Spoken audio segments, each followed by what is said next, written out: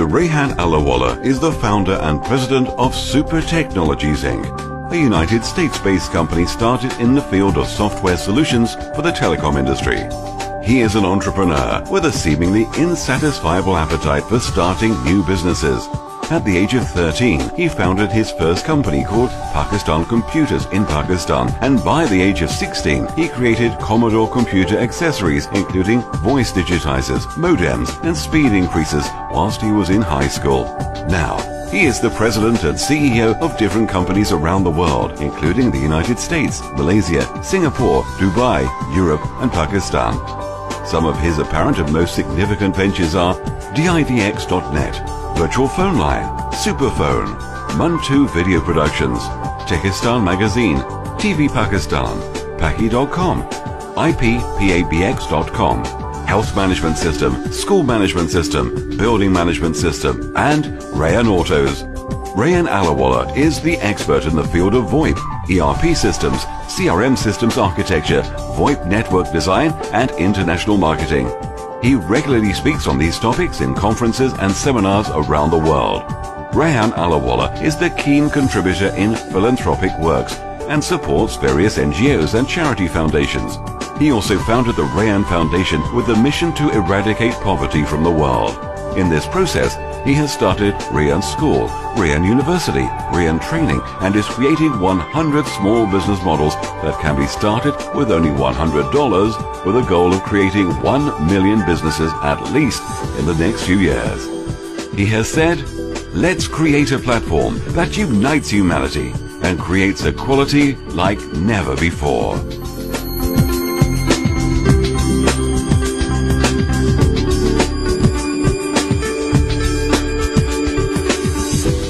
Welcome to The Query. This is Zain. Today we're going to discuss humanity and peace through social media. Today the guest of our show is a social media icon, and he's also a social activist. Welcome to our show, Rehan Allahwala. This is Zain Khan. It's a pleasure to have you on The Query. Thank you, Zain, for inviting. Rehan Allahwala, let's get to the first question. In the age of social media, how important is social media in bringing humanity together, in uniting them?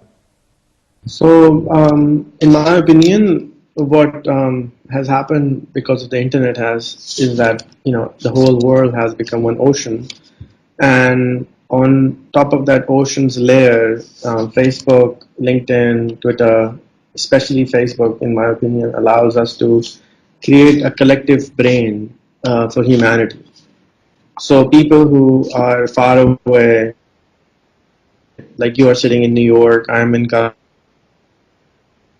far away, we're collectively learning, we're collectively sharing, we're collectively growing together and trying to make progress in whatever our goals are for the world. So it's no longer a single brain trying to work on something, it's a collective brain, in my opinion, what Facebook allows us to do. And as more and more social networks will appear, as more and more bandwidth will appear, as virtual reality glasses will appear, this collective brain will become more and more powerful, and hopefully we can use it for the betterment of the humanity. That's how I see it. Social media, doing collective good for the world. Rehan, you being a social media activist, what do you advise to your viewers as to how they should use their social media productively? So, I suggest everyone in the world to live their life, the public life which they're living, as publicly as possible, number one. Number two, they should have at least a decent photo on their profile and turn on their follower function, so that whatever their thing is, whatever their specialty is, the world can cling on to them and learn from them without them even trying to do that. So they become the inspiration which they're supposed to be for the world. So they don't really have to go and change the world. They just work on themselves, and as a byproduct of being who they are, they inspire a lot of people. So for example, say Zain does this and that, even if he goes out and has a Starbucks if his followers are from all over the world, because remember, we're no longer living in one country anymore. We can have followers from everywhere, and we will have followers from everywhere in the world. We are giving those ideas of having a cup of coffee in a Starbucks in New York to somebody in Zambia or in Pakistan or in Guyana or Madagascar, where these Starbucks have not reached yet. So just by sharing that cup of coffee in a coffee shop, you're giving them an idea that they might go ahead and start their own coffee shop, or they go ahead and take a franchise of it and try to bring it the same thing into their own country. So this will allow the good things which we see around us and good ideas which we have around us to transport over the internet to other parts of the world, just by being yourself. You don't have to really try to teach anyone. You just be yourself, and a lot of people follow these people who they like, and we automatically become like the people we like. So I personally request people from around the world, especially in the States, to open up their Facebook and to show the world what the States has to offer.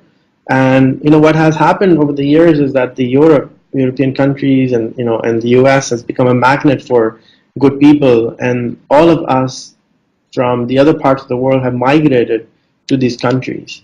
And the good brains of these countries have left the country. So we can use Facebook to teach the people who are left behind and show them the ideas and show them the values of the States over Facebook, so that the whole ideology and the good things which we are doing, gets transported over the web. Give some useful tips on how to engage the audience and educate them. What tactics, in your opinion, are most useful? So a lot of people are worried about privacy. So the best thing I found is that be a human being on your social media, on your Facebook especially. When you're having a cup of coffee, or when you're having a meal, you share that with the rest of the world, because the most intimate thing we can do when you meet, so say I meet Zain, and the most intimate thing Zain can do is Zain can say, you know what, come over to my home and we'll have a family meal together. And that's the most closest you can bring to someone. You're opening up your house, your home, to someone to come in, and you're giving them your trust. And automatically, when you give them the trust comes back to you. So I suggest to people, don't just share good content, because if there was only good content all the time, or good good thoughts, or good this and good that, it doesn't show your humanity to the other person. So share some content which is real, like having a cup of coffee with friends, or having your meals, and share that with other people, so that they will share that same thing back, and it brings a trust between them, between each other, and they don't even feel that you're so far away. They feel they can relate to you. You would become part of their family, just by doing that small little thing. That's my one big tip for anyone who wants to really engage their audience and really want to get through to anyone. Okay, last question. What message would you want to give the viewers who are following your techniques to build a better world? So most of us in the world are living in our cocoons, and when we live in our cocoons, we don't end up doing what we really want to do. The idea is to become the butterfly you're supposed to be, come out of your shell, and then go out and give your gift to the world. I mean, every single person, in my opinion, has a gift, but we hide that gift with the rest of the world, and we don't show it to them. Oh, what will these people say? What would my aunt say? What would my uncle say? We have this mindset that we don't come out and pick up our phone and just make a little video and explain to things what you think. Look at this as your archive. Leave a message behind for your grandchildren. These videos will be there, and people will be looking at it for the rest of the human history. Even if nobody cares, you just leave it behind for your grandchildren. So that's what I would say if you want to do good, first become amazing, and then people will just follow you, because there are the beautiful part of, because of Facebook and the internet, is that you can have a weird mindset or a different mindset. What's weird? Weird is normally to us which is very different. And then you can go out and find somebody very similar like yourself, which was not possible before, over the internet. And then you can talk to them and enhance your own mindset and enhance your own thoughts and work on them and create something amazing for the planet. So most people I encounter are wanting to do, every single person I would say I meet wants to do something amazing for the world, but they're not able to do it because they're shy and they're scared. So I would say, come out of your shell, make a small little statement as a status, make a small little video of this is what you want to do and this is how you want to change the world. Even if you have an idea, a lot of entrepreneurs have a lot of ideas which they can't really implement. So go out and give that idea to the planet so that somebody else can go ahead and do it, maybe. Or maybe you'll form a team. So just don't keep it inside you. Just, take it out, give it to the world, and something always great happens. Maybe not tomorrow, maybe in a year's time, but you never know what you're doing is how is it going to impact the planet. Thank you so much, Rehan Allahwala, for being on The Query. It was a pleasure having you. Thank you, Zain, for being awake at this hour. This was Rehan Allahwala discussing how to bring humanity together, how to bring peace, and how to make a better world through social media. Until the next episode of The Query, this is Zain Khan. Take care.